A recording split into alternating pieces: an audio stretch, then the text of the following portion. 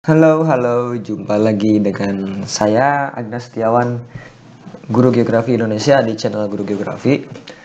Lanjut lagi ya, kita coba membahas soal simulasi UNBK kedua kemarin untuk geografi nomor 16 sampai 20. Langsung saja kita lihat nomor 16 ini tentang metode konservasi tanah.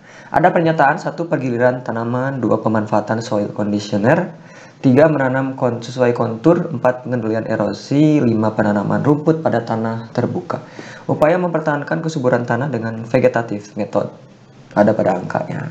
Ingat, upaya konservasi atau mempertahankan, ya itulah kualitas tanah itu kan ada metode mekanik, ada vegetatif, ada kimia. Ya kan? Vegetatif itu adalah metode yang bagaimana dia mengolah tanamannya. Jadi kuncinya itu gimana kita mengolah vegetasi tumbuhannya. Nah, kalau mekanik kan tanahnya yang diolah ya. Jadi mekanik tanahnya. Mana yang benar? Jadi tanamannya. Tentu yang pegiliran tanaman ya, crop rotation, rotasi tanaman dalam setahun misalkan ganti-ganti. 3 bulan nanam bawang, 3 bulan nanam cabai, 3 bulan singkong gitu ya. Jadi putar. Tujuannya untuk supaya tanahnya tidak boros itunya hilang haranya. Karena kalau ada tanaman yang kalau terus-terusan dipakai setahun, cabai misalkan itu akan boros terhadap mengambil unsur hara. Jadi digilir gitu. 1, kemudian menanam sesuai kontur strip kayak gini ya, kontur strip. Nah, jadi kamu nanam sesuai kemiringan lerengnya, ngikuti jalur ini supaya air itu jadi ngikuti ketinggian gitu. Ini kontur strip. Ya. Kemudian menanam rumput pada tanah terbuka. Nah, ini supaya dapat menyerap ini ya air ya, akar-akar serabutnya. Jadi 1, 3 dan 5. Kalau bingung gimana? Kalau bingung gini. Yang pasti salah yang mana? Ini kan soil conditioner kan kimia. Jadi yang ada nomor 2 pasti salah. Ini A, kemudian B, D itu salah. Gitu kan. Ini kan soil conditioner, kimia, pasti bukan. Oh, berarti cek yang ada nomor 2 salah. Nah, pilihan kamu tinggal 2, kan udah saya bilang ya. Cara teknik mengerucutkan jawaban pilihan ganda menjadi 50%, 50% ya kalau ada pilihan kayak gini. Gitu kan nah caranya ya. Jadi tadi yang mana tadi? 1, 3 dan 5 ini. Lanjut nomor 17 tentang masalah kependudukan. Masalah kependudukan di Indonesia yaitu urbanisasi. Daya tarik kota besar mendorong penduduknya pindah, migrasi ke kota. Upaya mengatasinya adalah, nah jadi kan kamu harus tahu ini soal masuk quotes ya, lumayan agak mirip-mirip jawabannya gitu. Tapi mana yang paling tepat gitu ya, maksudnya gitu. Kenapa kota punya daya tarik begitu besar? Karena segala macam fasilitas ada di kota. Itu kan masalahnya itu. Jadi ada ketimpangan pembangunan wilayah. Itu aja sebetulnya. Jadi tidak ada sumber mencari nafkah di desa gitu maksudnya. Terus jawaban yang benar apa? Apakah A, kita harus meningkatkan sarana pendidikan desa, atau B, meningkatkan sarana rekreasi, C, mendirikan usaha menengah di pedesaan, D, memberikan kredit lunak, E, meningkatkan program KB di desa. Di sini masalah utamanya kalau di migrasi kayaknya ini faktor ini ekonomi. Tidak mungkin orang pindah ke kota bukan karena ekonomi, pasti ekonomi. Kebanyakan orang di desa itu taraf ekonominya di bawah rata-rata ya. Jadi yang paling krusial betul yang ini, dirikan usaha kecil menengah di desa supaya orang-orang masyarakat desa bisa diakomodasi untuk berwira swasta sehingga dia nggak perlu untuk pindah ke kota gitu. Jadi bagaimana menciptakan kutub-kutub pertumbuhan wira swasta di tiap lokasi desa-desa gitu ya, di unit-unit terkecil. Tuh, supaya menahan orang-orang untuk pergi ke kota ya, udah padat kan kota-kota itu ya. Jadi udahnya tinggal di desa. Kita fasilitasi pemerintah dengan membangun zona-zona wira swasta gitu ya, lokasi-lokasi gitu. Biar anak-anak desanya produktif. Kurang lebih kayak gitu nomor 17 maksudnya. Nomor 18 tentang sebaran negara. Ini ada negara berkembang 1, 2, 3 adalah apa? Ini benua apa coba? Nah, kamu harus hafal ya peta dunia. Jadi tolong sering lihat peta Indonesia dunia. Kalau geografi, saran saya sebagai guru, kamu sering sekali melihat peta dunia dan Indonesia. Ini Amerika Latin ya. Diminta 1, 2, dan 3. Ini apa? Cek aja ini. Ya. Cek aja nih. Mana? Ini ya. 1 apa ini? Argentina kan ini ya. 2 ini Chili, 3 ini tetangganya Peru. Nah, kan gitu. Yang gede ini Brasil pasti ya, paling gede. Jadi tadi mana Argentina, Chili, dan Peru gitu. Ini sebetulnya mudah kalau kamu hafal peta, wajib ya. Anak geografi itu wajib hafal peta. Jadi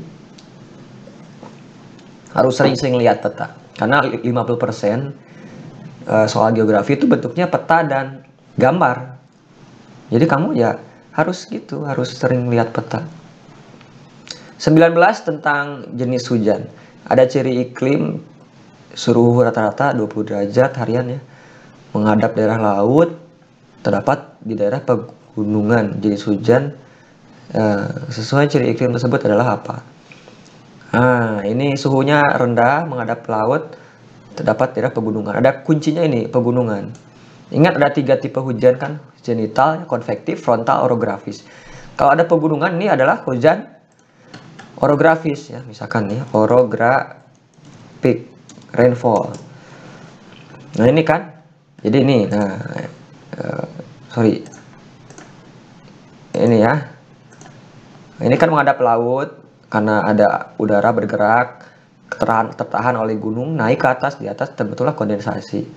Nah, jadilah ini hujan orografik gitu. Ini jawabannya ya.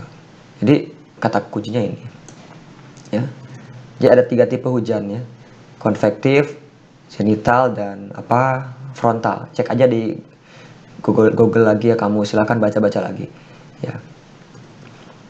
Nomor 20, zona litoral perairan laut dimanfaatkan untuk kegiatan rekreasi pantai, kegiatan offshore, penambangan garam, penangkapan ikan, kegiatan pertambangan. Nah, ini lumayan nih.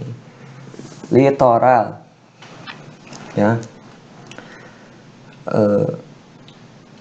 Kira-kira kamu udah tahu morfologi pantai menurut kedalaman ya? Ini kita lihat ya.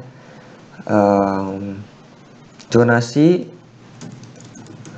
laut menurut kedalaman.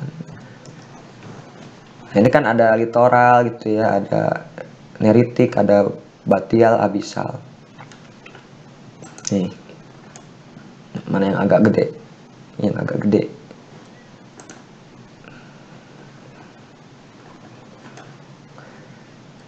Ini aja deh. Nah, litoral itu zona pasang surut. Ya, jadi dia batas pasang tertinggi dan pasang terendah.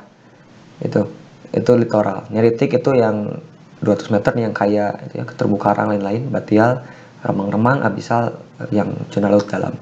Nah, kira-kira kalau di batas pasang surut ini digunakan untuk apa? Ya.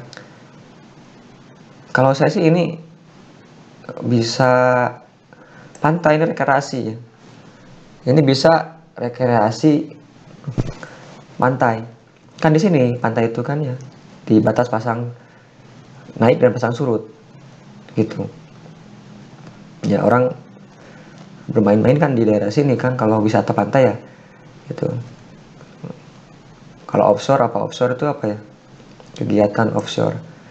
Penangkapan ikan, tambang di laut lepas ya. Jadi lebih tepat yang ini ya. Rekreasi pantai karena dia di bibir pantai, dia kan dipengaruhi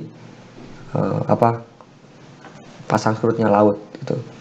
Jadi 0 meter. Jadi itulah litoral, zona pasang surut. Oke, jadi sekian dulu pembahasan nomor 16 sampai 20. Silakan diulang-ulang lagi, dibaca-baca lagi. Nanti akan saya lanjut lagi video selanjutnya untuk nomor 21 sampai habis ya. Sampai 50. Jangan lupa subscribe dan share ke teman-teman lain. Belajar geografi bareng-bareng, rame-rame ya. Jadi jangan anggap geografi susah. Kita berjuang supaya nilai geografi paling bagus se-Indonesia. Terima kasih. Wassalamualaikum warahmatullahi wabarakatuh.